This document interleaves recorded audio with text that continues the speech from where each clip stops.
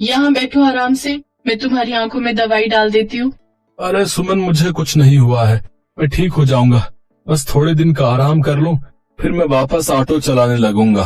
तुमने शायद नहीं सुना, डॉक्टर ने क्या बोला है कि तुम्हारी आंखों की रोशनी धीरे धीरे कम हो रही है। आज तुम बच गए, ये तो हल्की सी चोट आई है। अगर ज्यादा कुछ हो जाता तो बताओ, मैं और बच्चे क्या करते। अब तुम कुछ महीने बिल्कुल भी ऑटो नहीं चलाओगे, मुझे सारा दिन घबराहट होती रहेगी। तुम घर पर आराम करो, हम कोई ना कोई रास्ता ढूंढ लेंगे। चलो अब तो आराम कर लो, मैं तब तक कुछ खाने का बना लेती हूँ।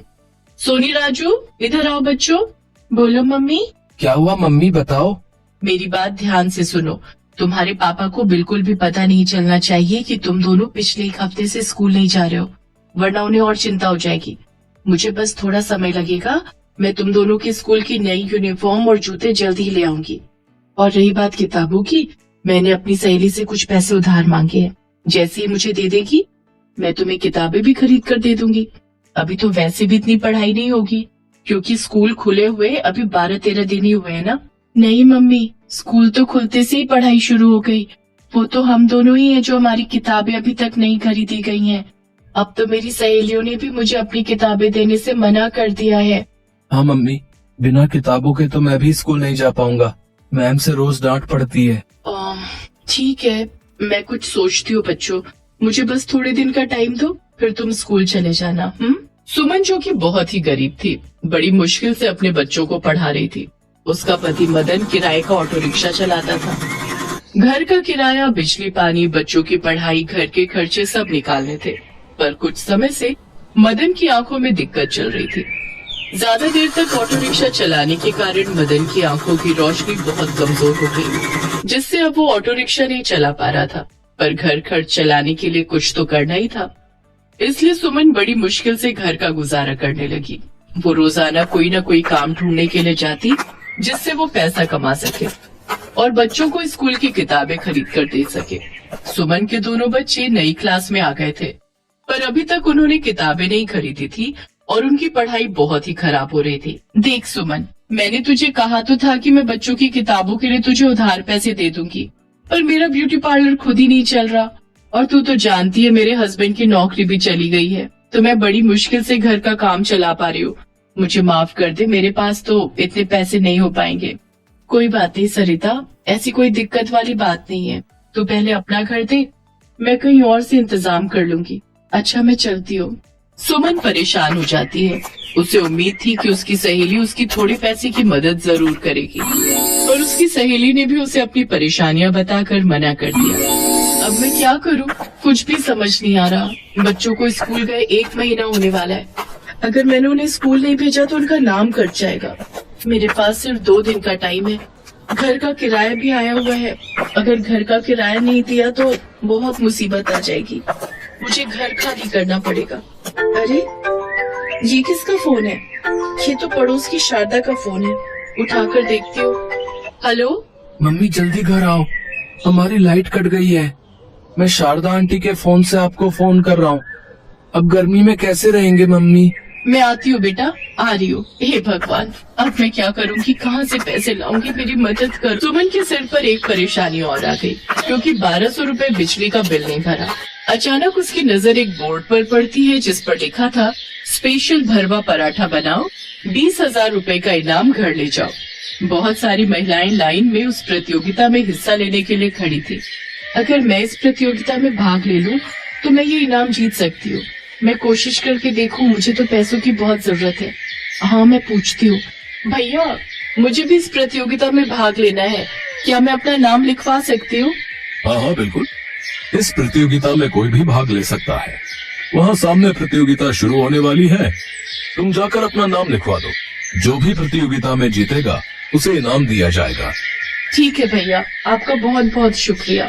सुमन अपना नाम प्रतियोगिता में लिखवा देती है और जल्दी जल्दी में घबराहट में उसे कुछ भी समझ नहीं आता, तो वो हरे मटर उठा लेती है। सब औरतें बढ़िया बढ़िया भरवा पराठे बनाना शुरू करती है। सुमन मटर के भरवा बहुत ही स्वादिष्ट पराठे बनाती है और चांस की बात, उसके बनाए मटर के पराठे उसे जीत दिलवा ही देते हैं। हम लोगों ने ये प्रतियोगिता नए हुनर को पहचान देने के लिए रखी थी और आज सुमन जी ने भरवा मटर के पराठे बनाकर ये प्रतियोगिता जीत ली है। सुमन जी को 20,000 रुपए का इनाम दिया जाता है। सुमन जी, आपको इस प्रतियोगिता में भाग लेने का प्रोत्साहन कैसे मिला? क्या किसी ने आपको इस बारे में बताया था? सुमन ये बात सुनकर फूट फूट कर रो पड़ती है और अपनी सारी कहानी बताती है। मुझे नहीं पता था कि मैं इस प्रतियोगिता में जीत पाऊंगी, पर भगवान ने मेरा साथ दिया। आज मुझे इन पैसों की बहुत जरूरत थी, तो मैंने उन्हें याद करके बस ये मटर के पराठे बना दिए। आप सबका बहुत बहुत शुक्रिया जो आपने मेरी मदद की। मुझे ये पैसे आज बहुत जरूरी चाहिए थे। आप सबका बहुत बहुत शुक्रिया। सुमन जीती हुई इनाम की राशि लेकर जाने लगती है। तभी एक आदमी उसे रोकता है। मेरा नाम आलोक है।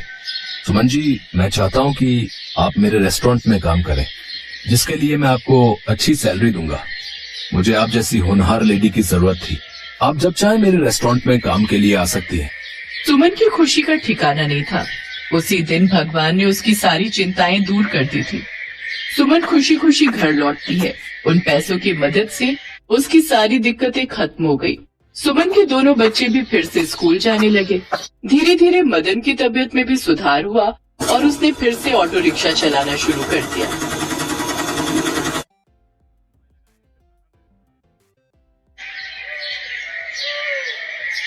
नागपुर शहर में आशा देवी अपने 2 बेटों और बहुओं के साथ रहती थी। उनकी बड़ी बहू का नाम सुमन और छोटी बहू का नाम निधि था। आशा देवी स्वभाव की बहुत ही कंजूस थी, जिस वजह से उनकी दोनों बहुएं उनसे बहुत परेशान रहती थी। उनकी जॉइंट फैमिली थी, जिसमें हर छोटी बड़ी चीज का फैसला आशा देवी ही करती थी। उनकी मर्जी के बिना उस घर में एक पत्ता तक नहीं हिलता था। ऐसे ही एक दिन सुमन अपनी देवरानी से, उफ़ो, अब आज क्या बनाऊं खाने में? निधि, एक काम कर, सासू माँ से पूछ कर आ डिनर में क्या बनाए।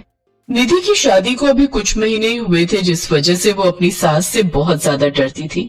मैं नहीं दीदी, आप ही पूछ कर आओ माँ जी से, मैं नहीं जाती पूछने। अपनी सास के डर के मारे निधि उनके सामने जाने से बहुत ही हिचकिचाती थी, जिस वजह से सुमन को ही अपनी सास का सामना करना पड़ता था और उनके गुस्से का शिकार होना पड़ता था। देवरानी जी, तुम तो सासू माँ से ऐसे बचती फिरती हो, मानो अकेले तुम ही को उनसे डर लगता हो। खैर छोड़ो, अब मुझे ही जाना पड़ेगा उनसे पूछने। बाहर के रिमझिम भरे सुहाने मौसम को देखकर सुमन को आज कुछ अच्छा खाने का मन था, लेकिन वो जानती थी कि उसकी सास आखिर में उसे दाल चावल ही बनाने को कहेगी। इसी दुविधा में खोए हुए सुमन अपनी सास के कमरे में जा पहुँचती है और डरते हुए अपनी सास से पूछती है, मम्मी जी, आज खाने में क्या बनाना है?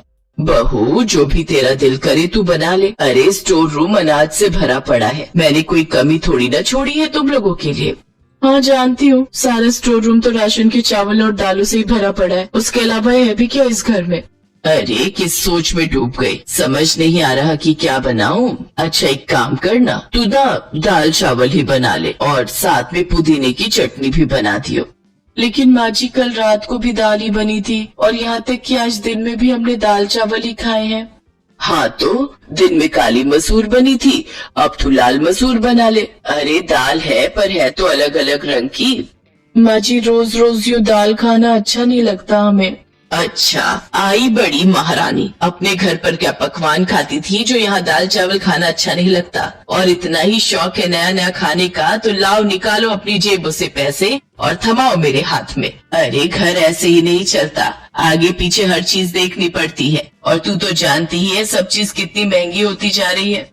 अपनी सास की बातें सुनकर सुमन का चेहरा लटक जाता है, लेकिन उसके अंदर इतनी हिम्मत नहीं थी कि वो सास की बातों का जवाब दे सके। वो दुखी मन से रसोई में आती है और गुस्से में दाल निकालने लगती है। क्या हुआ जेठानी जी, आप इतने गुस्से में क्यों हो? देवरानी जी, मैं तो हमेशा ही गुस्से में रहती हूँ, लेकिन अफसोस कि मेरा गुस्सा कभी किसी पर निकल ही नहीं पाता। लेकिन हुआ क्या है जेठानी जी? होना क्या है, हमेशा दाल चावल ही खाओ, दिन में लाल दाल, रात को काली दाल, सुबह मिक्स दाल। ये दाल खा खा कर तो जिंदगी ही दाल बनकर फैल गई है। ये बात सुनकर निधि को बहुत हंसी आती है और वो चुपचाप एक तरफ चूल्हे पर दाल और एक चूल्हे पर चावल चढ़ा देती है। आशा देवी के घर में सुबह शाम हर वक्त बस दाल ही बनती रहती है। ऐसे ही कुछ दिन बीत जाते हैं।